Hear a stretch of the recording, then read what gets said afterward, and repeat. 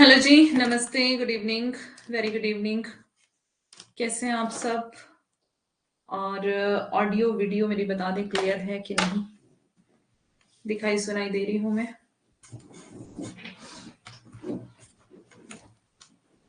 Good evening.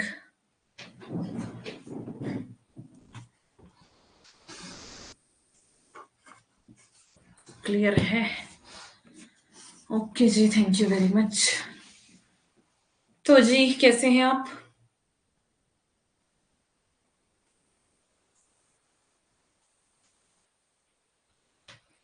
कैसे हैं आप? कैसे चल रही जिंदगी? कैसे चल रही स्टडी?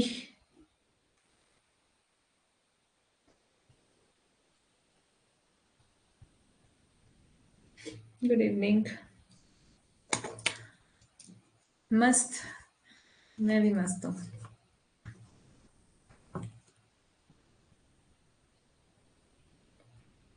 चलें स्टार्ट करें पढ़ाई।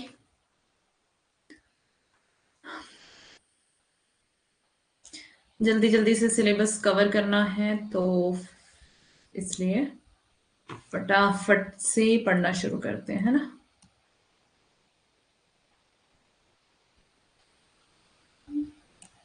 कल हमने धूमिल को पढ़ा था, आज हम नागार्जुन को पढ़ने वाले हैं।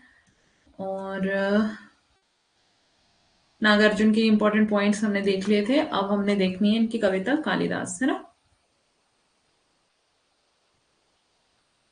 ठीक है। शुभ संध्या, good evening, very good evening.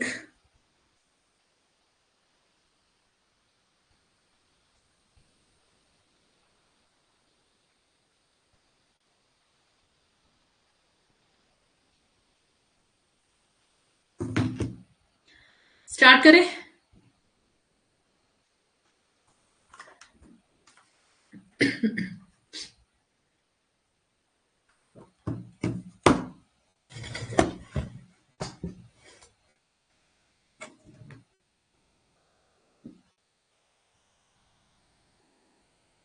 अभी बहुत ज्यादा सिलेबस बचा हुआ, हाँ जी। चिंता नहीं करो आप, हम आपको पूरा सिलेबस कवर करवा देंगे। हम हमारे ऊपर विश्वास रखिए। ठीक है। नमस्ते। तो थोड़ा सा विश्वास आपने किया है मुझ पे, थोड़ा सा और कर लो। ठीक है। शुभ संध्या शीला। चलें हम स्टार्ट कर रहे हैं कालिदास कविता। नागार्जुन की कविता कालिदास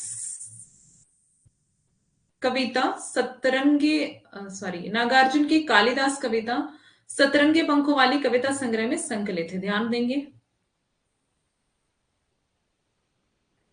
पूरा विश्वास है। Okay good Dinesh. 100% विश्वास। आप पर ही विश्वास है, हाँ। तो अपने ऊपर भी विश्वास रखें, पूरा पूरा मुझ पर ही मत रखें, क्योंकि आपको खुद भी पढ़ना पड़ेगा, है ना? जो मैं पढ़ा रही हूँ क्लास में एनफ नहीं है। नेट जेआरएफ के लिए एनफ नहीं है। खुद भी आपको पढ़ना पड़ेगा, खुद भी मेहनत करनी पड़ेगी, है ना? तो मैं ये बिल्कुल भी नहीं कहती कि मैं आपको नेट जेआरएफ करवा दूंगी। मैं ये कह रही हूँ कि मैं सिलेबस कवर करवा दूंगी। ठीक है। कालिदास कविता का सार देखते हैं पहले।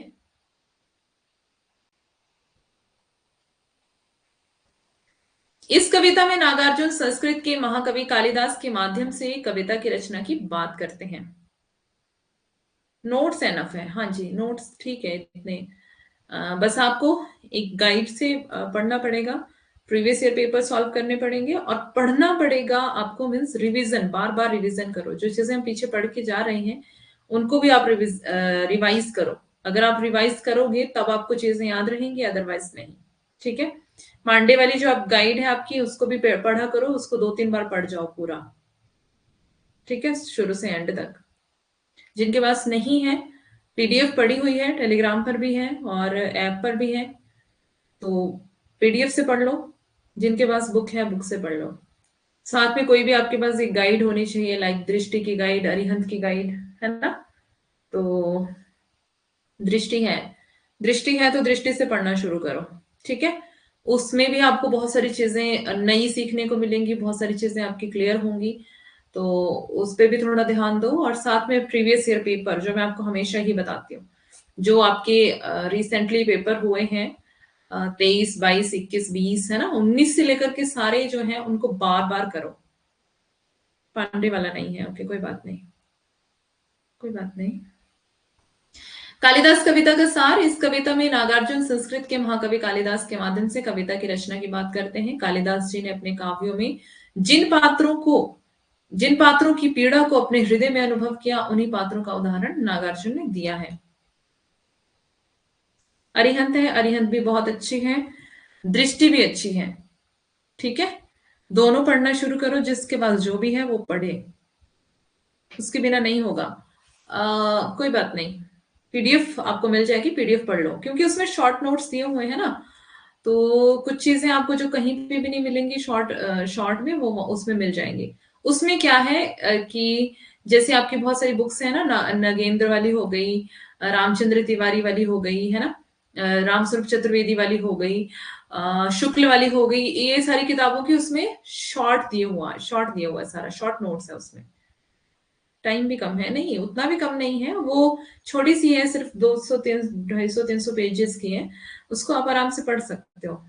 मैं भी उसको एग्जाम से पहले, मीन्स मेरा ऐसा था कि एग्जाम से पहले मैंने वो जब रिवीजन करते हैं हम, जब एग्जाम आपका मतलब होने वाला होता है, 2-3 दिन रह जाते हैं, तब मैं उसको पढ़ना स्टार्ट करती थी। मीन्स पहले भी पढ़ी हुई होती थी मैंने, जैसे मान लो 2 बार मैंने पहले पढ़ ली वो, लेकिन एग्जाम टाइम में फिर मुझे एक बार वो पढ़नी होती थी, तो मैं उसको 2-3 दिन में पूरा पढ़ लेती थी। ठीक है, तो 2-3 दिन आपके हार्डली लगते हैं उसमें, अगर आप ढंग से उसको पढ़ो तो इतनी भी बड़ी नहीं है, है ना।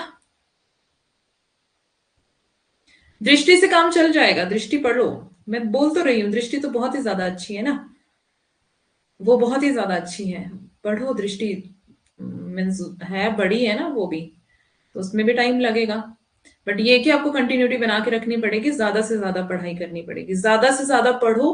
बिल्कुल भी फालतू चीजों में जो है वो टाइम वेस्ट करना बंद करो, है ना। जैसे आप मोबाइल में लगे हैं, शॉर्ट्स देख रहे हैं, तो शॉर्ट्स ही देखने लगे हैं, घंटों घंटों बीत गए, कोई पता नहीं आपको टाइम का। तो ये चीजें अगर आपके अंदर हैं तो इसको अभी खत्म कर दो।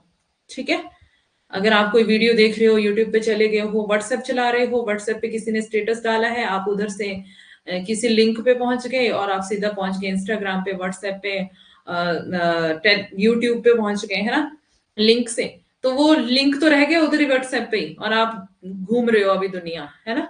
तो ये सोशल मीडिया की दुनिया जो है बहुत खतरनाक है, बहुत ज्यादा डेंजरस है, तो इसका पीछा छोड़ दो, जितना हो सकता है पढ़ाई करो। ठीक है, चलो अभी मैं बंद कर रही हूँ प्रवचन, और यहाँ पे मैं स्टार्ट कर रही हूँ पढ़ाना आपको। कालिदास जी ने अपने काव्यों में जिन पात्रों की पीड़ा को अपने हृदय में अनुभव किया, उन्हीं पात्रों का उदाहरण किसने दिया? नागार्जुन ने दिया है। ठीक है, कालिदास कविता का प्रथम अनुच्छेद रघुवंश महाकाव्य के प्रसंग पर आधारित है, ध्यान रखेंगे इसको, इंपॉर्टेंट पॉइंट है। पहला प्रसंग जो है वो रघुवंश महाकाव्य के प्रसंग पर आधारित है। कालिदास, यह सच सच बतलाना इंदुमती के मृत्यु शोक से, अज रोया तुम रोए थे कालिदास, सच सच बतलाना। ठीक है, महाराज, अज की पत्नी इंदुमती के मृत्यु शोक में जिस तरह से आपने विलाप का चित्रण किया है, वास्तव में वह अज का विलाप था या उनका दुख तुमने अपने भीतर धारण किया था, है ना। क्या होता है कि कई बार हमारे हृदय में पीड़ा होती है, हमारे हृदय में दुख होता है, या फिर कवि के हृदय में दुख है, अपना दुख है, पर्सनल दुख है, लेकिन वो अपने दुख को किस तरह से व्यक्त करता है? किसी दूसरे व्यक्ति का उदाहरण देकर के वो उस दुख को व्यक्त करता है ना। तुम्हारा यह विरह वर्णन देखकर तो यही महसूस होता है कि मानो महाराज अज के आंसू नहीं होकर तुमने ही उसके जगह आंसू बहाए हो, मीन्स तुम्हारे हृदय की वो पीड़ा थी, है ना। प्रवचन समाप्त। हाँ, मेरे मैम ऐसा कहते थे जब वो थोड़ा मोटिवेट करते थे हमें, तो कई बार बच्चे परेशान होते थे कि मैम तो लोग बोल रहे हैं तुम्हारे पास जॉब नहीं है, तुम्हारा कुछ नहीं हुआ अभी तक, कोई नेट जेआरएफ नहीं हुआ, तो मैम थोड़ा मोटिवेट करते थे कि दुनिया बोलती है कोई बात नहीं, आप सफल होंगे तो अच्छा होगा, बेस्ट होगा सब कुछ, है ना। तो फिर लास्ट में मैम यही बोलते थे, प्रवचन खत्म हुए और जल्दी से आप सारी गुरु दक्षिणा दो मुझे। 21-21 रुपए रखो सारे।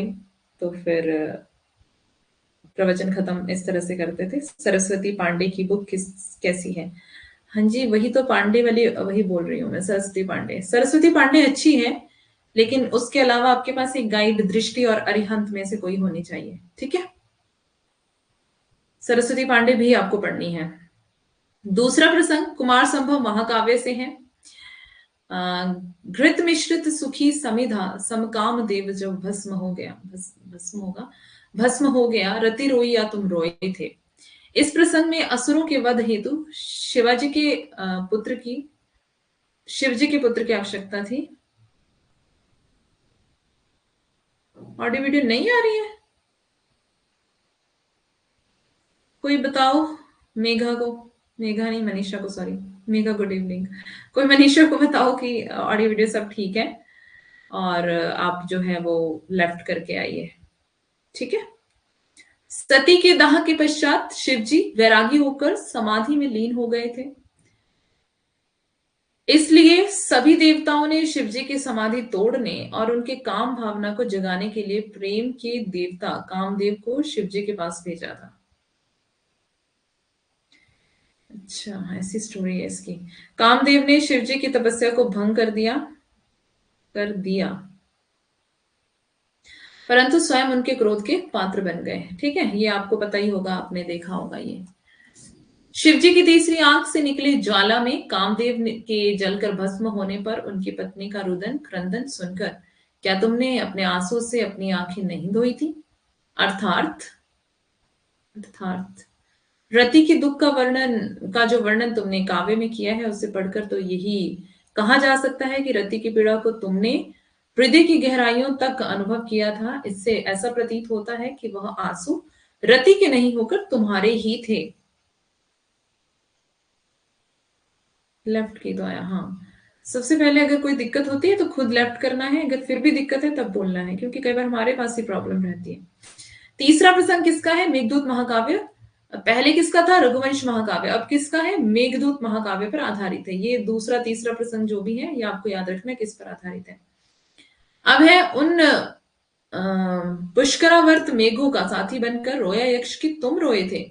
कहने का तात्पर्य यह है कि यक्ष की तरह पीड़ा को कालिदास ने भोगा था, तभी तो विरह काव्य लिख पाए थे, है ना। कभी कभी जो है जिस पीड़ा को खुद भोगता है तभी तो वो उसको कविता में उतार पाता है ना। लेकिन वो किसी के माध्यम से उस पीड़ा को व्यक्त करता है, जैसे यहाँ पर अज के माध्यम से वो क्या कर रहे हैं? अपनी पीड़ा को व्यक्त कर रहे हैं। शिव जी की तीसरी आंख से निकली ज्वाला में कामदेव ने जलकर भस्म होने पर उनकी पत्नी का रुदन क्रंदन सुनकर क्या तुमने अपने आंसू से अपनी पत्नी की आंखें नहीं धोई थी? सॉरी, अपनी आंखें नहीं धोई थी। अर्थात रति के दुख का जो वर्णन तुमने काव्य में किया, मतलब ये वही जो हमने पीछे भी पढ़ा था, तो सेम यही यहाँ पे रिपीट है। अब यहां से जो है थोड़ी पंक्तियां हैं कविता की।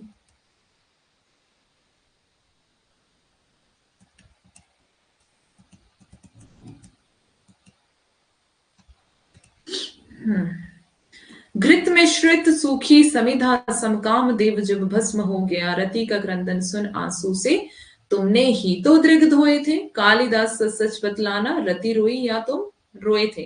पंक्तियां ध्यान से पढ़ना।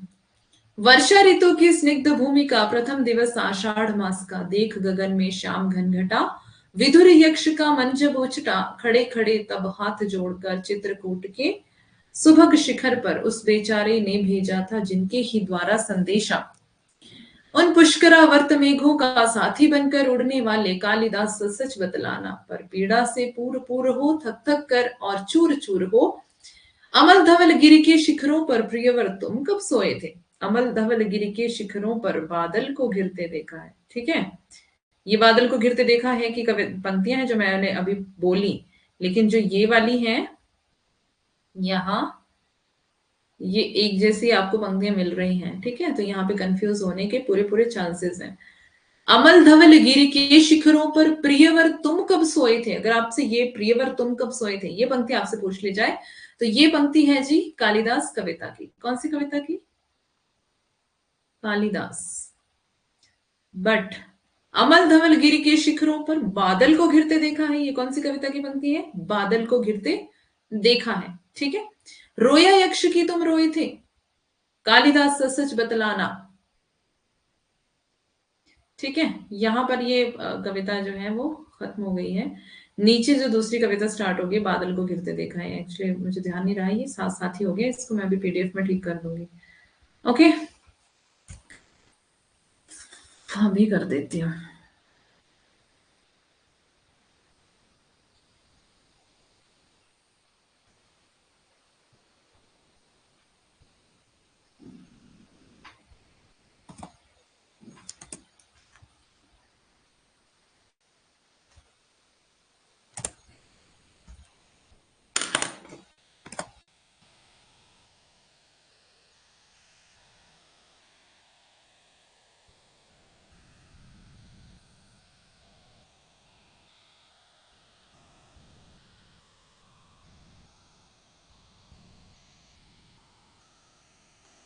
ठीक है, ये मैंने इसको ठीक कर दिया अभी।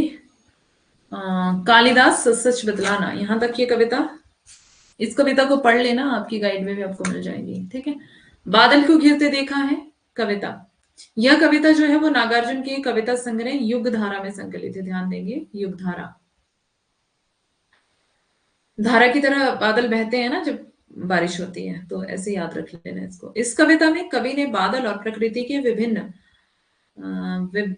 स्वरूपों का वर्णन किया है। नागार्जुन घुमक्कड़ प्रवृत्ति के कवि थे। ठीक है, ये घुमक्कड़ कवि कहा इनको जाता है। उन्होंने बादल को घिरते देखा है कविता में अपने मान सरोवर, मान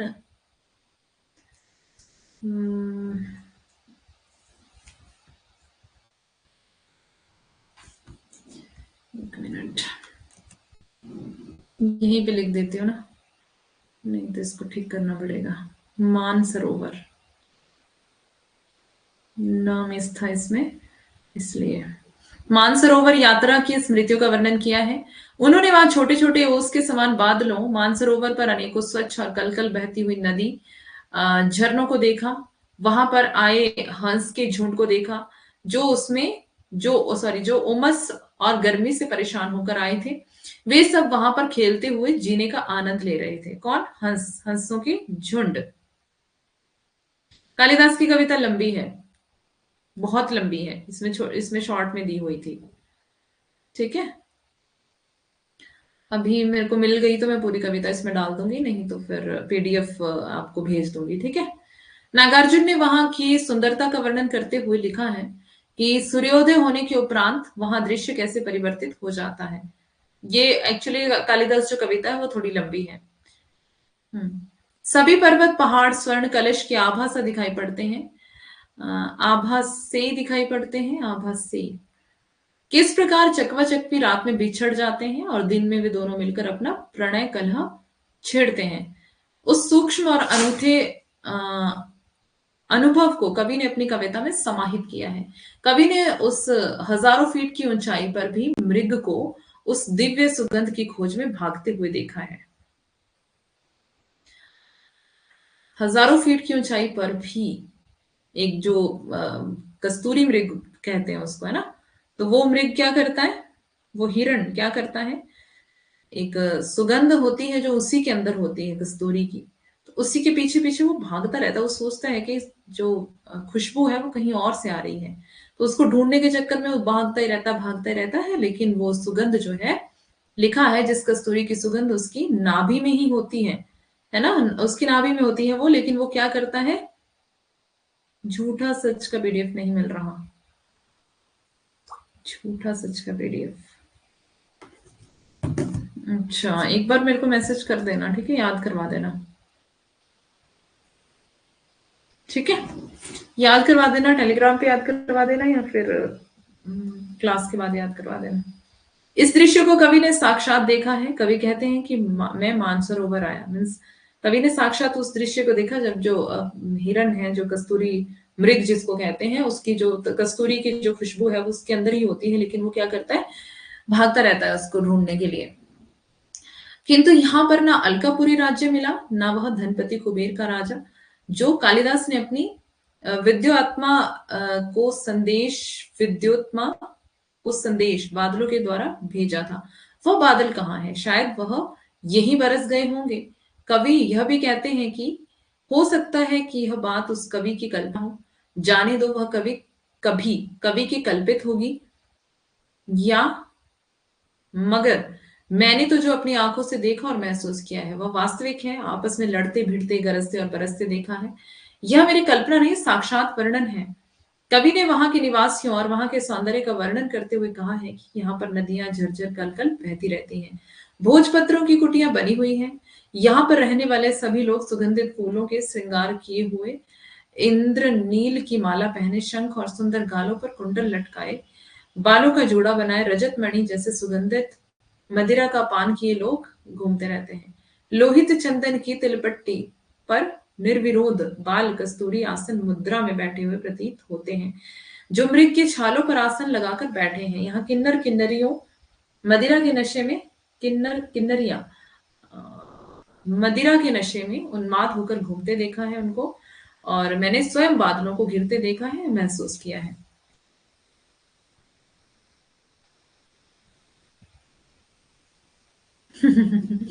जैसे गुरु कहे, बादल को गिरते देखा है, अमल धवल गिर के शिखरों पर बादल को गिरते देखा। देखो सेम पंक्तियां है ना। छोटे छोटे मोती जैसे उसके शीतल तुहिन कणों को मानसरोवर के उन स्वर्णिम कमलों पर गिरते देखा है, बादल को गिरते देखा है। जल्दी जल्दी समझा दीजिए पीछे का। अब मैं बार बार नहीं समझाऊंगी यार, फिर टाइम ज्यादा लग जाएगा ना। समझो मुझे मेरी समस्या को समझो। इसको पढ़ लेना खुद से, ये यहाँ पे आपके सामने लिखा हुआ है सब कुछ, ठीक है। ये सब सामने लिखा हुआ है आपके, आपको इसकी पीडीएफ दे दूंगी मैं। इसको जब आप खुद से पढ़ लेंगे तो आपको समझ आ जाएगा, ठीक है। और इसमें कुछ मुश्किल नहीं है, इस कविता की व्याख्या ही बताई हुई है इसमें, ठीक है। व्याख्या मतलब थोड़ा थोड़ा इसको थोड़ा थोड़ा डिटेल में बताया हुआ है। तो पीडीएफ आपको दे दूंगी मैं, आप इसको पढ़ लेना। फिर भी अगर नहीं समझ आएगा तो कल बता देना क्लास में, ठीक है। कल मैं इसको फिर क्लियर कर दूंगी। तुंग हिमालय की कंधों पर छोटी बड़ी कई झीलें हैं।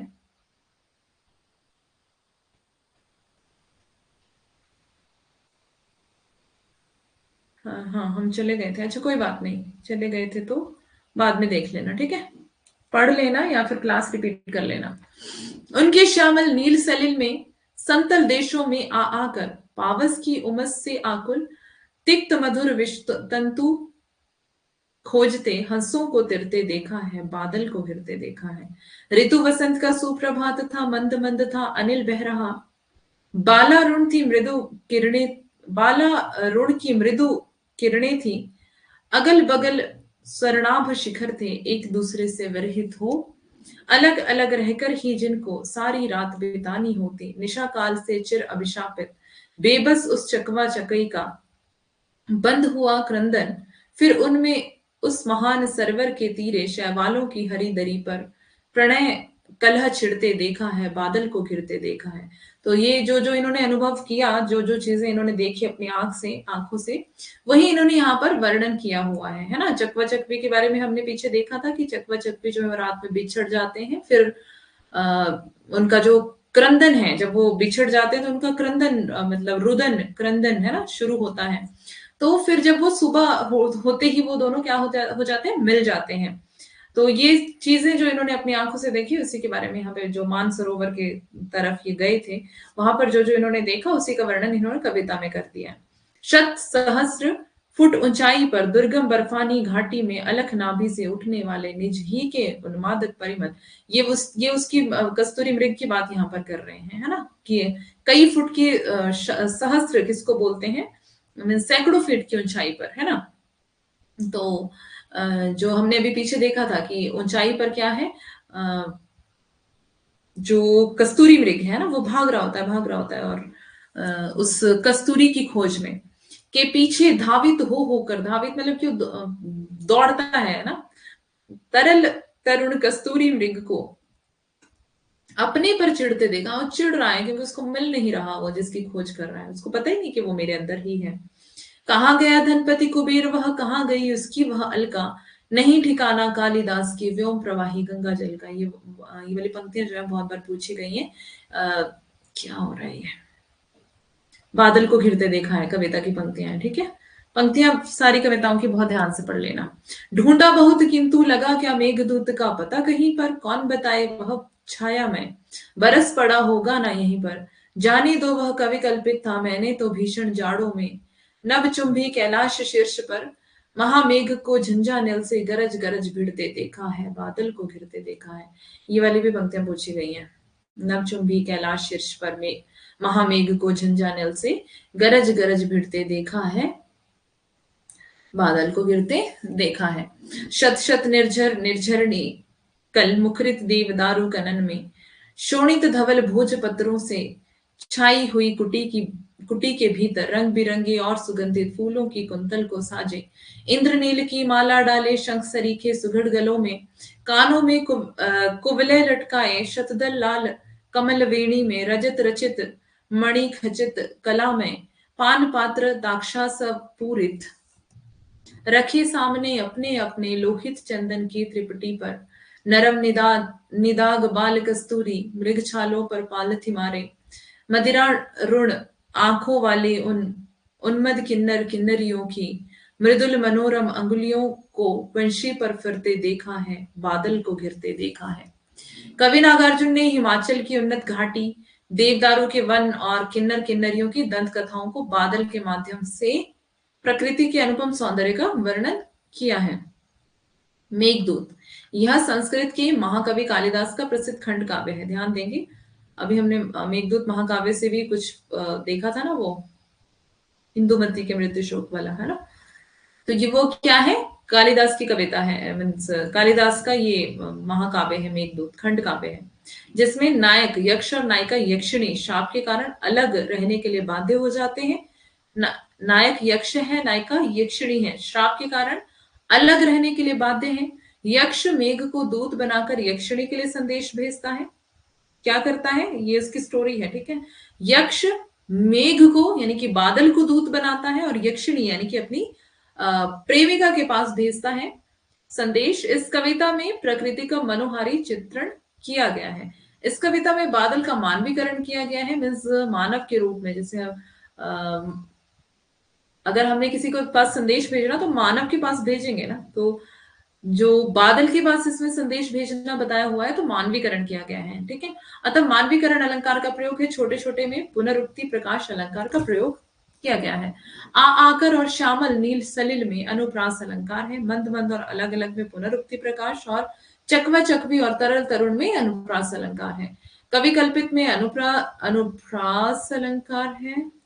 गरज गरज में पुनरुक्ति प्रकाश, शत शत, ये इसको पढ़ने की जरूरत नहीं है, आपको अलंकार सीखने पड़ेंगे। अकाल और उसके बाद कविता। कवि नागार्जुन ने कविता की इन पंक्तियों में अकाल की भीषण स्थिति का चित्रण किया है। अकाल की स्थिति में अनाज के अभाव में मानव के साथ अन्य चीजों और जीवों की दयनीय दशा का वर्णन है।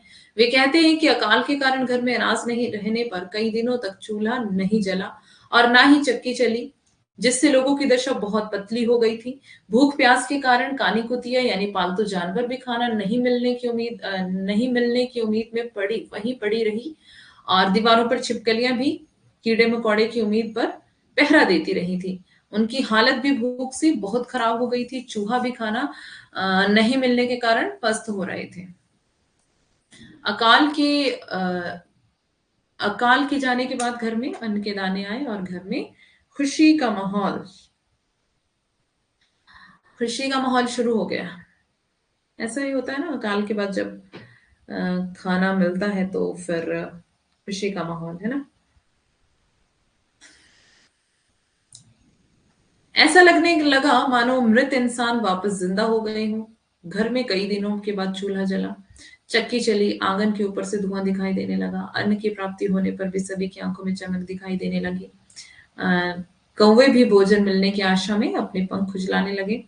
इस तरह से वातावरण में खुशियां आ गई और यहां से होती है कविता शुरू, ठीक है।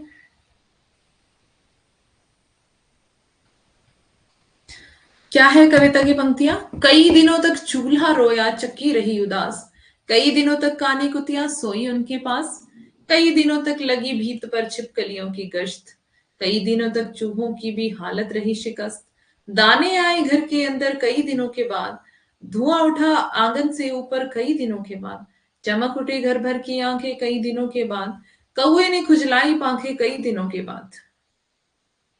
इतनी सी कविता है, और लेकिन वर्णन जो है इसमें बहुत बड़ा और बहुत सारे दिनों का वर्णन है। ठीक है। जब अकाल पड़ा है तो कई दिनों तक क्या हुआ, चूल्हे में जो है कोई आग नहीं जली, कोई धुआं नहीं ऊपर उठा। क्यों? क्योंकि अनाज नहीं था कुछ भी बनाने के लिए।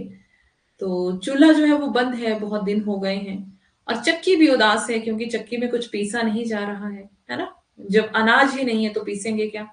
कई दिनों तक कानी कुतिया सोई उनके पास, मतलब कि पालतू जानवर है या फिर कोई भी है ना। तो वो क्या अपने मालिक के पास जाएगा कि मुझे खाना मिल जाए, यहाँ से कुछ खाने को मिल जाए, लेकिन उनको भी कुछ नहीं मिल रहा है। वो आशा में उन्हीं के पास सो रहे हैं, अपने मालिकों के पास, अपने घर वालों के पास सो रहे हैं कि मालिक जो है वो कुछ खाने को देगा। कई दिनों तक लगी भीत पर छिपकलियों की गश्त। अब छिपकलियां भी क्या कर रही हैं, छिपकली भी दीवारों पर जो है वो घूम रही है कि कुछ ना कुछ खाने को, कोई कीड़ा मकोड़ा कुछ मिल जाए खाने के लिए, लेकिन उनको भी कुछ नहीं मिलता है। इवन अकाल जो है वो सिर्फ इंसान के लिए नहीं है, अकाल जो है वो पालतू जानवरों के लिए भी है, छिपकलियों के लिए भी है, चूहों के लिए भी है। हर एक छोटे से छोटे जीव के लिए अकाल है। जब मनुष्य अकाल में है तो सब कुछ अकाल में है ना सर। सभी के लिए अकाल है, सिर्फ इंसान के लिए नहीं। तो कई दिनों तक चूहों की भी हालत रही शिकस्त। चूहों की हालत भी जो है वो बड़ी खतरनाक है, दयनीय स्थिति है। उनको भी कुछ खाने को नहीं मिल रहा है। जब अनाज नहीं है तो वो भी क्या खाएंगे। अब क्या हुआ, बहुत सालों का अंतर जो है, मीन्स बहुत समय का अंतर जो है, सालों का नहीं कह सकते, बहुत सारे, बहुत दिनों तक जब तक अकाल रहा, इन पंक्तियों और इन नीचे वाली पंक्तियों के बीच में है ना। तो ये तो था ऊपर का हिस्सा जो कि अकाल वाला वर्णन था, जिसमें है ना अकाल का समय था। अकाल का समय, लेकिन नीचे वाला जो है अब क्या हो गया, अकाल खत्म हो गया है। तो यहाँ क्या हो गया, दाने आए घर के अंदर कई दिनों के बाद, धुआं उठा आंगन से ऊपर कई दिनों के बाद। अब धुआं क्यों उठ रहा है, क्योंकि दाने घर के अंदर आ गए हैं, चक्की में दाने पीसे जा रहे हैं, आटा पीस लिया गया है, रोटी बन रही है, चूल्हे में आग जल रही है, आंगन में धुआं ऊपर दिखाई दे रहा है उठता हुआ, है ना। अब पता चल रहा है कि अकाल समाप्त हो गया है। चमक उठी घर भर की आंखें, अब घर भी चमकने लग गया कई दिनों के बाद। कौवे ने खुजलाई पांखें कई दिनों के बाद। कौवे को भी अब क्या हो गया, कुछ आशा है कि अब कुछ मिलेगा, अब लोगों के पास अनाज आ गया है और अकाल खत्म हो गया है। तो यहाँ बता रहे हैं कि कविता की शैली जो है वो वर्णनात्मक शैली और गेय काव्य है। तो वर्णन किया गया है इसमें अकाल का, तो वर्णनात्मक शैली है। अब देखते हैं खुरदरे पैर, कविता 1961 में, ये भी नागार्जुन की कविता है।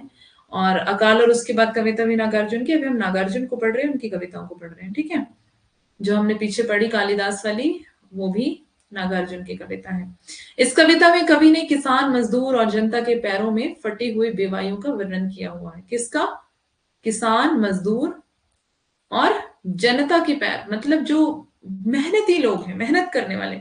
बेवाइयां मतलब उनकी एड़ियां जो है वो फटी रहती है ना, पैर फटे रहते हैं, दरारें पड़ी होती हैं, तो मेहनत करने वाले लोगों की वो एक निशानी रहती है। कविता को पढ़ने से यह प्रतीत होता है कि कवि को समाज के निम्न वर्ग से अत्यंत लगाव था। यह कविता एक रिक्शे वाले की है, मीन्स रिक्शे वाले की बात की है इसमें, इस कविता में, जो अपनी रोजी रोटी कमाने के लिए बाहर चला जाता है। आपने देखे भी होंगे रिक्शे वाले जो हैं, और उनके पैर भी देखे होंगे आपने, है ना। तो यहाँ पे क्या बता रहे हैं, खुब गए दुधिया निगाहों में फटी बेवाइयों वाले खुरदरे पैर, धंस गए कुसुम कोमल मन में, गुट्ठल गट्ठों वाले कुलिश कठोर पैर। अच्छा।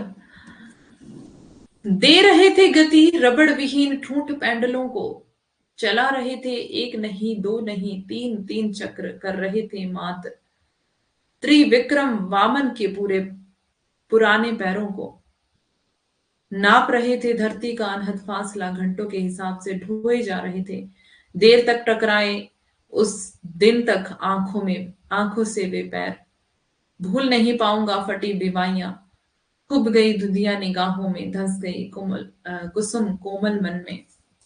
मतलब इतनी सी ये कविता है, लेकिन एक रिक्शे वाले का इन्होंने बहुत ही मार्मिक वर्णन किया हुआ है। और इन्होंने किस तरह से उस रिक्शे वाले को देखा होगा, है ना। हमारा देखने का नजरिया मीन्स एक नॉर्मल व्यक्ति का देखने का नजरिया अलग होता है, लेकिन जिसके अंदर करुणा दया का भाव होता है, या फिर अगर कवि की निगाहों से कोई देखे तो फिर उसका देखना अलग रहता है ना। कवि का देखना अलग रहता है। अगर किसी के अंदर कोई करुणा दया का भाव है, उनका देखना अलग तरह का होता है। कई देखते हैं तो उनका देखना कैसा होता है, वो गुस्से में देखते हैं, या फिर उनको तुच्छ जानते हैं कि ये देखो इन्होंने इनके पैर फटे हुए हैं, या फिर ये धोते नहाते धोते नहीं है, साफ सुथरे नहीं रहते हैं। ये कुछ लोग इस तरह से देखते हैं, है ना। अपना अपना नजरिया सबका है, लेकिन कवि का नजरिया कैसा है? कवि क्या कह रहे हैं? खूब गए मतलब धंस गए अंदर ही, है ना। मेरी मेरी आंखों में, मेरी निगाहों में वो फटी विवाहियों वाले खुरदरे से पैर धंस गए, कुसुम कोमल मन में गुट्ठल गट्ठों वाले कुलिश कठोर पैर दे रहे थे गति रबड़ विहीन ठूंठ पेंडलों को। मतलब कि पेंडल वो मार रहे उससे अपने पैरों से, और चला रहे थे एक नहीं दो नहीं तीन तीन चक्र। मतलब कि तीन तीन पहियों वाला जो रिक्शा होता है उसको चला रहे हैं, है ना।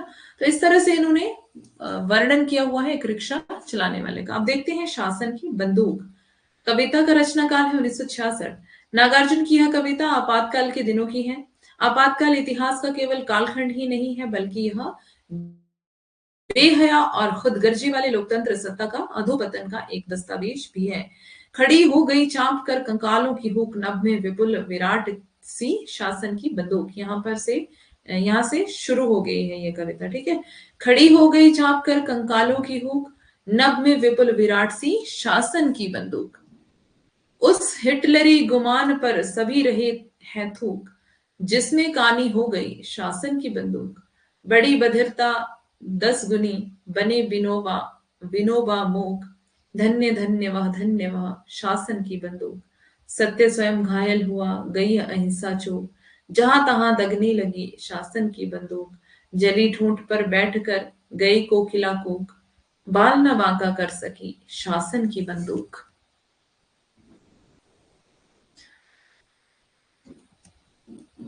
अब है मनुष्य हूं। नागार्जुन की कविताएं चल रही हैं जो जो आपके सिलेबस में है। मनुष्य हूं कविता का मूल विषय एक कवि द्वारा समाज की स्थितियों का चित्रण है। इस कविता में कवि ने अपने आप को मानव के रूप में प्रस्तुत किया है। मानव होने के कारण उनकी कल्पना भी कुंठित होती है। वह सर्जनात्मक से भी चुकता है। कवि होने के कारण शेष सृष्टि के साथ वह आत्मीय संबंध का भी अनुभव करता है। कवि भी मनुष्य होता है, इसलिए वह भी भौतिक इच्छाओं की चाह करता है। वह अपनी भौतिक जरूरतों के लिए संघर्षरत रहता है और संघर्ष से कविता का रूपांतर करता है। वह लौकिकता के माध्यम से लोकोत्तर को पाने का प्रयास करता है। ठीक है। मनुष्य हूं कविता। नहीं कभी क्या मैं थकता हूं, अहो रात्र क्या नील गगन में उड़ सकता हूं। मेरे चितकबरे पंखों को भास्वर छाया क्या न कभी स्तंभित होती है। हरे धान की स्निग्ध घटा पर, उड़द मूंग की निबिड़ जटा पर, आखिर मैं तो मनुष्य हूं। मीन्स कभी भी मनुष्य ही है। उरु रहित सारथी है जिसका एकमात्र पहिया है, जिसमें सात सात घोड़ों का वह रथ नहीं चाहिए। मुझको नियत दिशा का वह पथ नहीं चाहिए। पृथ्वी ही मेरी माता है, इसे देखकर हरित भारत मन कैसा प्रबुद्धित हो जाता है। सब है इस पर जीव जंतु नाना प्रकार के, तृण तरु लता गुल्म भी बहुविधि, सूर्य चंद्र सूर्य हैं, ग्रह गण भी हैं, शत सहस्र संख्या में बिखरे तारे भी हैं। सब है इस पर कालकूट भी यही पड़ा है, अमृत कलश भी यही रखा पड़ा है। नीली ग्रीवा वाले उस मृत्युंजय का भी पाप यही है। अमृत प्राप्ति के हेतु देवगण नहीं दोबारा अब ठग सकते हैं दानव कुल को। तो ये आपको पता ही है ना। अमृत के लिए क्या किया था देवताओं ने? देव दानवों के साथ धोखा कर लिया था, है ना। यही बात यहाँ पे कर रहे हैं। ओके, अब आते हैं हम निराला पर। समय कितना हुआ है? समय अभी है हमारे पास, है ना। निराला की कविता है कुकुरमुत्ता। कुकुरमुत्ता सूर्यकांत त्रिपाठी निराला जी की एक लंबी और प्रसिद्ध कविता है। इस कविता में कवि ने पूंजीवादी सभ्यता पर किस पर व्यंग्य किया इन्होंने? पूंजीवाद सभ्यता पर कुकुरमुत्ता के बहाने करारा व्यंग्य किया है। यह कविता स्वतंत्रता पूर्व सन 1941 में लिखी गई थी, ध्यान देंगे। निराला जी की बहुचर्चित सामाजिक व्यंग्यात्मक कविता है। इस कविता का मूल स्वर जो है वो प्रगतिवादी है। कुकुरमुत्ता कविता की सही सही रचना तारीख जो है वो 3/4/1941 दी गई है, कि आज भी, आज 3 है कि 4 है? 3 ही है ना, आज 3 अप्रैल। तो 3 अप्रैल को ये कविता लिखी गई है 1941 में। इसका सामान्य अर्थ यह हो सकता है कि उक्त तिथि को निराला जी ने इस कविता को अंतिम रूप दिया होगा। कविता का पूर्वार्ध यानी कि पहले वाला हिस्सा अगले महीने हंस मई 41 पत्रिका में छपा था। कुकुरमुत्ता के अब तक 3 संस्करण हो चुके हैं। Happy birthday. किसका बर्थडे आज? पहला संस्करण युग मंदिर उन्नाव से, दूसरा संस्करण श्री राष्ट्रभाषा विद्यालय काशी से, और तीसरा संस्करण किताब महल इलाहाबाद में से छपा था। युग मंदिर उन्नाव के संस्करण में भूमिका के नीचे निराला जी के हस्ताक्षर के साथ 4/6/42 प्रकाशन तिथि दिया हुआ है। ठीक है, तो आपको 41/42 याद रख लेना है। इसके अलावा 3/6/41 भी संस्करण कविता में नीचे दिया हुआ है। मीन्स इसके 2-3 संस्करण थे, इसलिए कुकुरमुत्ता के इस पहले संस्करण में कुकुरमुत्ता के अलावा 7 और भी कविताएं शामिल हैं। कुकुरमुत्ता। अच्छा, गरम पकौड़ी इनकी कविता है। प्रेम गीत, रानी और कहानी, खजोहरा, मास्को डायलॉग्स, स्फटिक, शिला और खेल। इन सभी कविताओं में सिर्फ खजोहरा को छोड़कर शेष सभी कविताओं के नीचे तिथि दी हुई है। इससे यह विदित होता है कि सभी कविताएं 39 से 42 के बीच में लिखी गई होंगी। इस प्रकार कुकुरमुत्ता का पहला संस्करण संस्करण एक कविता संग्रह है। ये कविता 2 खंडों में है। पहला खंड में कुकुरमुत्ता गुलाब पर व्यंग्य करता है। कुकुरमुत्ता क्या होता है, किसी को पता है? What is कुकुरमुत्ता? कुकुरमुत्ता जो है वो गुलाब पर व्यंग्य करता है। दूसरे खंड में गोली की माँ ने नवाब की बेटी बहार को अपनी हमजोली बनाया। मशरूम। कुकुरमुत्ता पूरी तरह से साल की हो गई। सही बात है, 100 की होने वाली है ना, बड़ी लंबी उम्र है। फ्लावर, फ्लावर नहीं, मशरूम है, मशरूम। छत्ता होता है ना मशरूम का। कुकुरमुत्ते का कबाब बहुत कुकुरमुत्ते को कबाब बहुत पसंद आया। कविता में कुकुरमुत्ता श्रमिक। कुकुरमुत्ता किसका प्रतीक है? देखो यहाँ पे ध्यान से, कविता में कुकुरमुत्ता श्रमिक, सर्वहारा और शोषित वर्ग का प्रतीक है। ठीक है, मीन्स जिसका शोषण किया जा रहा है। और गुलाब जो है वो किसका प्रतीक है? सामंती, पूंजीपति वर्ग का प्रतिनिधि है। तो ये प्रतीक किस किस के हैं, ये ध्यान रख लेना। हाँ जी, कविता का अर्थ देखते हैं। एक नवाब साहब थे, उन्होंने अपने बगीचे में लगवाने के लिए फारस से गुलाब मंगवाए। शीला ने भेज दिया, देखो, लाल रंग के, लाल रंग का कुकुरमुत्ता। तो आगे लिखा है, और उस गुलाब को अन्य फूलों के साथ लगवा दिया।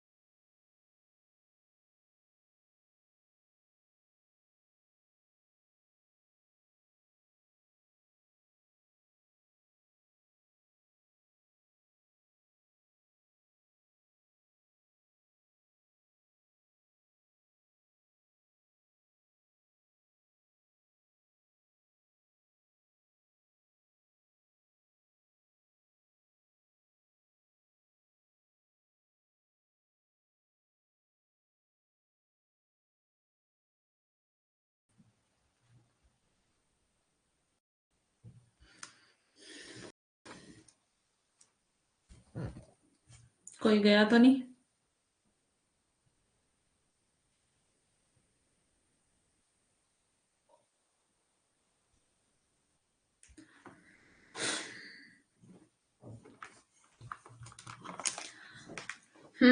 तो किन किन फूलों के नाम थे इसमें? उस बाग की क्यारियों में गुलाब के अतिरिक्त कौन कौन से फूल थे? ध्यान देना एक बार फूलों का। हो सकता है फूलों के नाम ही पूछ ले, है ना। बेला, गुलशब्बो, चमेली, कामिनी, जूही, नरगिस, रात रानी, कमलिनी, चंपा, गुलमेहंदी, गुलखैरू, गेंदा, गुलदाउदी, निवाड़, गंधराज, गुलाबाज आदि फूलों के अलावा और फलों के वृक्ष भी थे। ध्यान देंगे कि फलों के वृक्ष भी थे फूलों के अलावा। ठीक है। आगे है, जब फूलों के फूलने का मौसम आया तब फारस से लाया हुआ गुलाब का पौधा फूलों से लड़कर खिल गया, जिससे समूचे बाग के अन्य फूलों की शोभा मंद पड़ गई। उसी के पास स्थित पहाड़ी की गंदगी में एक कुकुरमुत्ता अपना सिर उठाकर खड़ा था और गुलाब को धत्ता बताते हुए उससे कहने लगा, अबे सुन बे गुलाब, भूल मत जो पाई खुशबू रंगो आप, खून चूसा खाद का तूने अशिष्ट, डाल पर इतरा रहा है कैपिटलिस्ट। यहां पर गुलाब जो है वो पूंजीपतियों का प्रतीक है। ध्यान से, बहुत ही ध्यान से, गुलाब पूंजीपतियों का प्रतीक है। कुकुरमुत्ता सर्वहारा अर्थात गरीब और शोषित वर्ग का प्रतीक है। कुकुरमुत्ता गुलाब को ताना मारते हुए कहता है, तूने पूंजीपतियों के समान दूसरों का खून चूसा है, तब तुझे यह खुशबू और रंग और आभा प्राप्त हुई है। ना जाने कितने नौकरों और मालियों ने तेरी देखभाल की होगी, इतना होने के बावजूद भी तेरे में क्या है? कांटे हैं, है ना। इतने सारी तेरे को खाद दी गई, इतने अच्छे से तेरे को पाला पोसा गया, इतने नौकर इतने मालियों ने तेरी देखभाल की, फिर भी क्या हो गया? है तो तू बड़ा सुंदर है, लेकिन कांटे भी हैं तुझमें जो कि चुभते हैं, है ना। पूंजीपति वर्ग, तेरे पास जो भी आता है उसे तुझसे कष्ट ही कष्ट मिलता है। मतलब तू किसी को सुख नहीं देता, कष्ट देता है। तेरा व्यवहार तो उन पूंजीपतियों की तरह है जिससे कभी किसी को सुख नहीं मिल सकता है। तू बड़े बड़े लोगों, राजाओं और अमीरों का प्यारा है। तू कभी साधारण वर्ग के साथ घुल मिल नहीं सकता, मतलब तेरे अंदर घुलने मिलने वाली क्वालिटी भी नहीं है। यहां कविता में कवि ने गुलाब के बहाने पूंजीपतियों के प्रति अपना आक्रोश व्यक्त किया है। कुकुरमुत्ता नितांत उपेक्षित सर्वहारा वर्ग का प्रतीक है, जिसे अपनी हीनता के बोध होने से पूंजीपति जैसे गुलाब से घृणा है। निराला जी ने कविता में एक जगह अत्यंत तीखे अंदाज में लिखा है, तू हरामी खानदानी रोज पड़ता रहा पानी। ठीक है। कुकुरमुत्ता व्यक्ति है जो मुंह उठाकर खड़ा है, उसे उगाया नहीं जाता है। कुकुरमुत्ता खुद ही उग जाता है ना, वह तो स्वयं ही उग जाता है। जैसे मतलब एक तो होती है ना मशरूम जिसकी खेती की जाती है, और एक ऐसा छत्ता होता है, वो अपने आप ही उग जाता है, कहीं भी उग जाता है ना। तो बता रहे हैं कि कुकुरमुत्ता को उगाया नहीं जाता, लेकिन वो क्या कर रहा है, उसके उसकी मतलब वो भी एक सिर उठा के वो खड़ा है, मुंह उठा के वो खड़ा है, और वो स्वयं ही उगा हुआ है। अर्थात गरीब और शोषित व्यक्ति जो अपने संसाधनों पर ही जीवित हैं, वे कभी किसी का शोषण नहीं करते, है ना। उनको इतना अच्छा पालन पोषण नहीं मिलता है। कुकुरमुत्ता गुलाब से कहता है कि तू तो बनावटी है, तू, मैं असली हूं क्योंकि मैं खुद से उगा हूं, और तुझे क्या किया गया है? उगाया गया है, और तुझे बहुत सारा पालन पोषण मिला है, खाद मिली है अच्छे से। कुकुरमुत्ता अपनी उपयोगिता बताते हुए अपने को कई रूपों में प्रक्षेपित करता है। घर में भी उग जाता है, हाँ, सही सही सही। वह अपने को छाता बताता है। जब दो कुकुरमुत्ता मिल जाएं तो शिव जी का डमरू बन जाता है ना।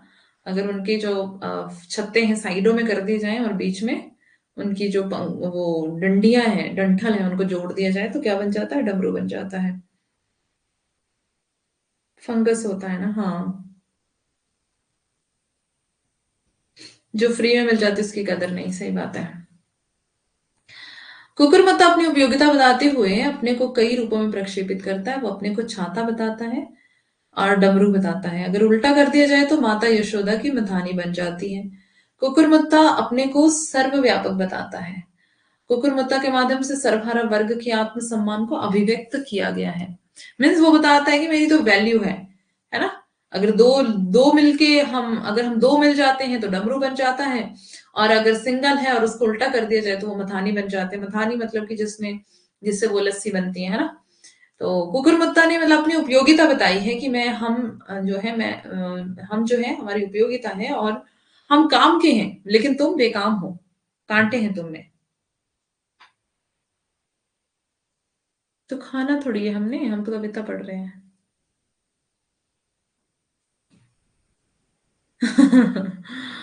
कुकुरमुत्ता ने प्रगतिवादियों पर भी व्यंग्य करते हुए कहा है कि बहुत लोग असंगत बातें लिखकर कहीं ईंट कहीं रोड़ा जोड़कर अपने आप को टीएस इलियट समझने लगते हैं। निराला अपने साहित्यिक मित्रों से भी अत्यंत खिन्न थे। इसी खिन्नता की अभिव्यक्ति उन्होंने यहाँ पर की है। कवि का कहना है कि गुलाब कांटों से घिरा हुआ है, जिसके कारण वह सामान्य वर्ग से कटा हुआ है। कविता में कुकुरमुत्ता शोषित होने के बावजूद भी स्वाभिमानी प्रतीत होता है। एक दिन कुकुरमुत्ता की नवाब की बेटी बहार ने कुकुरमुत्ता की सब्जी खाई तो उसे बहुत पसंद आई। नवाब ने तुरंत माली को कुकुरमुत्ता लाने का हुक्म दे दिया, परंतु माली ने कहा कि अब ताजा कुकुरमुत्ता नहीं है, यदि आप कहें तो गुलाब लेकर आऊं। माली की बात सुनकर नवाब गुस्सा होकर बोले, जहां गुलाब उगे थे वहां कुकुरमुत्ता उगा दो, क्योंकि गुलाब का तो कोई वैल्यू ही नहीं है ना। अब गुलाब तो खा नहीं सकते हैं। अब नवाब की बेटी है, वो गुलाब थोड़ी ना खाएगी, भाई उसको कुकुरमुत्ता पसंद है तो कुकुरमुत्ता खाएगी। तो नवाब को गुस्सा आया कि जहां गुलाब उगाए थे उखाड़ दो उनको और उसकी जगह क्या लगा दो, कुकुरमुत्ता उगा दो। माली ने कहा, हुजूर कुकुरमुत्ता उगाया नहीं जा सकता है, उसका कोई बीज नहीं होता है, वो तो स्वयं ही उग जाता है। तो मतलब वो इतना वैल्यूएबल है कि मिलता नहीं है ऐसे। कभी उग गया तो उग गया, नहीं तो फिर छुट्टी करो। लेकिन गुलाब जो है उगाया जाता है, फिर भी कांटे उसमें होते हैं। अब पढ़ते हैं आगे। गुस्सा आया, कांपने लगे नवाब, बोले, चल गुलाब जहां थे उगा, सबके साथ हम भी चाहते हैं अब कुकुरमुत्ता। बोला माली, फरमाए माफ खता, कुकुरमुत्ता अब उगाया नहीं उगता। कुकुरमुत्ता निराला जी की सामाजिक चेतना एवं प्रयोगशील प्रवृत्ति की निरूपित करने वाली प्रवृत्ति को निरूपित करने वाली कविता है। अब कविता पढ़ते हैं। एक थे नवाब, फारस से मंगवाए थे गुलाब, बड़ी बाड़ी में लगाए, देशी पौधे भी उगाए, रखे माली कई नौकर, गजनबी का बाग मगहर लग रहा था, सॉरी मनहर लग रहा था, मनहर मतलब मनोहर।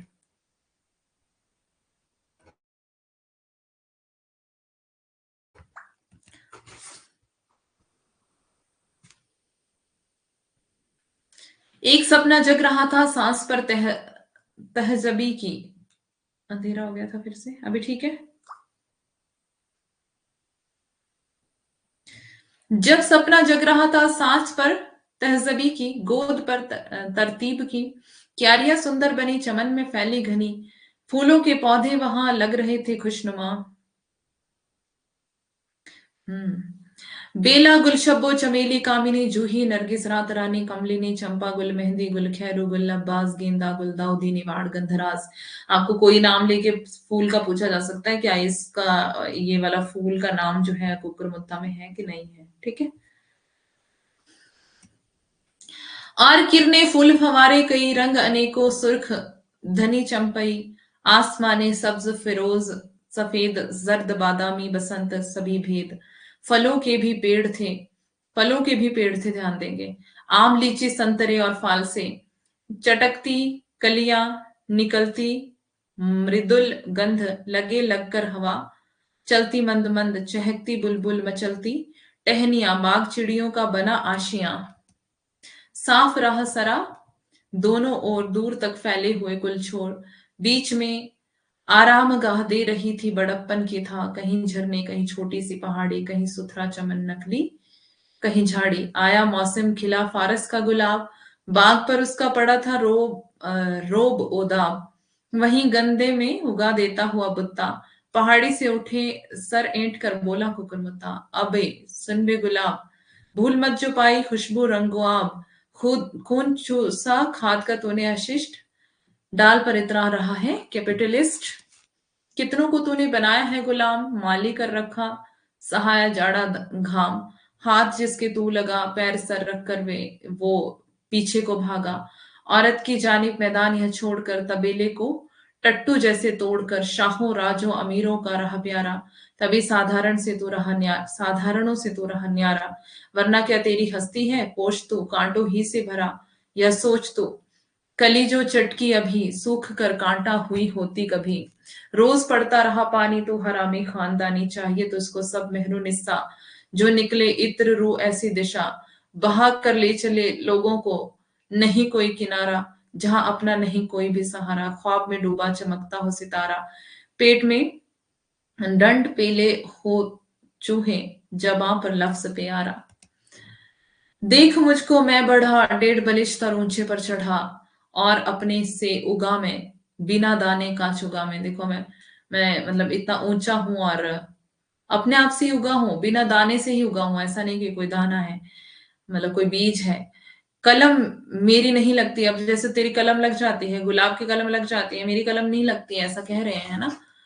मतलब कवि ने ऐसा वर्णन किया है कुकुरमुत्ता के लिए। मेरा जीवन आप जगता, तू है नकली मैं हूं मौलिक। तू है बकरा मैं हूं कौलिक। ये वाली पंक्तियां ध्यान देंगे, इंपॉर्टेंट है। तू है नकली मैं हूं मौलिक, तू है बकरा मैं हूं कौलिक।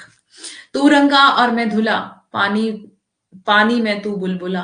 तूने दुनिया को बिगाड़ा, मैंने गिरते से उभारा। तूने रोटी छीन ली जनखा बनाकर, एक की दी तीन मैंने गुन सुनाकर। काम मुझसे ही सदा है, शेर भी मुझसे गधा है। हम्म, टेढ़ी लाइन क्यों लगती है भाई। ये इंपॉर्टेंट पंक्तियां ध्यान देंगे। काम मुझसे ही सदा है, शेर भी मुझसे गधा है। ये पंक्तियां, ये इतनी जैसी पंक्तियां निराला की पूछी गई हैं, ठीक है। निराला का नाम याद रखना है। चीन में मेरी नकल छाता बना, छत्र भारत का वही कैसा तना। सब जगह तू देख ले, आज का फिर रूप पैराशूट ले। विष्णु का मैं ही सुदर्शन चक्र हूं, काम दुनिया में पड़ा क्यों वक्र हूं। उलट दे मैं ही जसोदा की मधानी, और लंबी कहानी सामने लाकर मुझे बेड़ा और खेड़ा। तीर से खींचा धनुष में राम का, काम का पड़ा कंधे पर हूं हल बलराम का। सुबह का सूरज हूं मैं ही, चांद मैं ही शाम का। कल जुगी में ढाल नाव का मैं तला, नीचे और ऊपर पाल मैं ही डांडी से लगा पल्ला। तो सारी दुनिया तोलती गल्ला, मुझसे अ, मुझसे मुझे मुझसे कल्ला। मेरे मेरे उल्लू मेरे लल्ला, कहे रुपया का अधन्ना, हो बनारस या न्यवन्ना। रूप मेरा मैं चमकता, गोला मेरा ही बमकता। लगाता हूं पार मैं ही, डुबाता मझधार मैं ही। डब्बे का मैं ही नमूना, पान में ही मैं ही चूना। नाम लिख दीजिए। इसमें नाम लिखने वाली कोई बात नहीं है बेटा। निराला की कविता पढ़ रहे हैं ना, कुकुरमुत्ता। अगर आपको पता होगा तो आप वैसे ही ध्यान रखेंगे, है ना। मैं कुकुरमुत्ता हूं पर बेंजाइन, वैसे बने दर्शन शास्त्र जैसे। ओम फलस और ब्रह्मावर्त, वैसे ही दुनिया के गोले और पर्त। जैसे सिकुड़न और साड़ी, ज्यों सफाई और माड़ी। ठीक है, बहुत लंबी कविता, पढ़ लेना इसको, ठीक है। दूसरा खंड भी है इसका, मैंने सोचा अभी खत्म हो जाएगी लेकिन टाइम हो गया है और ये अभी खत्म नहीं होने वाली है। सो आप इसको खुद से पढ़ लेना। जूही की कली कल मैं आपको पढ़ाने वाली हूँ। जूही की कली कल हम पढ़ेंगे। इसके साथ हम पढ़ने वाले हैं निराला की सारी कविताएं कल कंप्लीट करेंगे। शायद सारी हो पाए, लेकिन कोशिश मेरी ये रहेगी कि सारी कविताएं जो है हम कंप्लीट कर लें, है ना। तो जल्दी जल्दी से सिलेबस भी कवर करना है। और सरोज स्मृति अभी पढ़नी है हमें। इसके बाद हमें पढ़ना है दो और कविताएं हैं। सरोज स्मृति के बाद असाध्य वीणा और राम की शक्ति पूजा, है ना। तो ये सारी कविताएं क्या करनी पड़ेंगी, हमें पढ़नी पड़ेगी। तो फिर मिलते हैं। ओके, राम की शक्ति पूजा भी, हाँ वो बहुत लंबी है। शायद अभी 2-3 क्लासेस और लगेंगी हमारी इस पे, मीन्स कविताओं पे, है ना। तो जल्दी जल्दी से झूठा सच अभी भेज देते हैं। ऐसे तुम भेज दोगे, झूठा सच भेज दो उधर टेलीग्राम पे भेज देना, ठीक है। ऐसे है क्लास में, मैं ऐसे ही बोल रही हूँ।